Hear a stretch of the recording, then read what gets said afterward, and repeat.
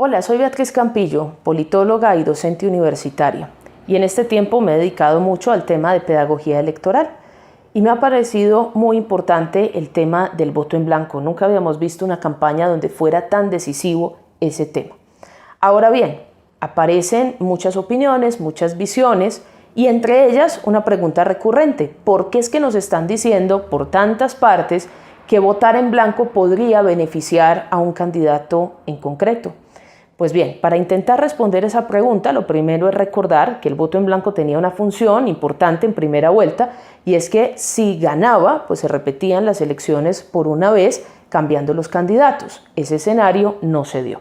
En segunda vuelta, el voto en blanco, ¿cómo opera? Simplemente es un voto simbólico, es decir, se contabiliza, pero no tiene ningún efecto. En realidad, ya los colombianos definimos que solamente estamos entre Rodolfo Hernández o Gustavo Petro para ocupar esa silla presidencial. En ese sentido, el voto en blanco se va a contabilizar, es un voto válido, pero como no tiene ningún efecto, pues en realidad no importa qué tantos votos saque. En este sentido, si tenemos 10 millones, 15 millones de votos en eso que llamamos voto en blanco, pues no tendrá ninguna incidencia en el resultado final. El resultado final solamente será medido por el número de votos que haya sacado estos dos candidatos, y el que haya sacado mayor número de votos será el ganador, así la diferencia sea por uno solo. Esto es entonces lo que debemos tener en cuenta. ¿Qué ocurre? Estas dos personas pasaron a segunda vuelta y saben que los votos que tienen, pues de alguna forma tienen que hacerlos crecer, y por eso aparece tanto ese tema de las alianzas, los acuerdos, el tema de que otros se adhieren a las campañas en segunda vuelta. Entonces, ¿por qué nos dicen que votar en blanco eventualmente le puede estar ayudando a alguien? No porque se le vaya a sumar, aclaremos eso, no se le suma a nadie los votos en blanco. No se suman ni en estas campañas, ni en las de Congreso, ni en las de autoridades territoriales, es decir, alcaldes y gobernadores, tampoco en consejos, asambleas, absolutamente en ningún tipo de elección el voto en blanco se le suma a nadie. Tengamos eso claro, yo creo que ese punto ya debe estar absolutamente entendido. Pero, ¿por qué nos dicen que eventualmente puede beneficiar a alguien? Por un sentido político.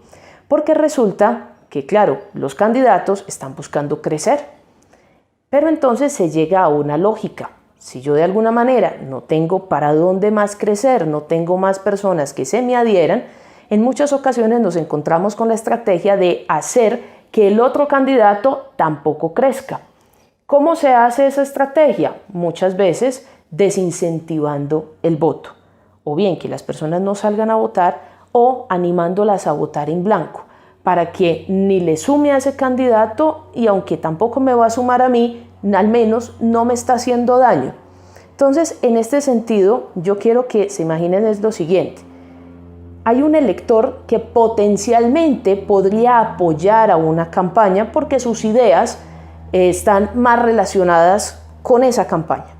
Si yo logro convencer a ese posible elector que más bien sienta, digamos, como apatía por todo el proceso democrático, o por ese candidato que podría serle más afín, y que se abstenga, o si va a las urnas, vote en blanco, lo que yo estoy haciendo es restarle votos a ese candidato.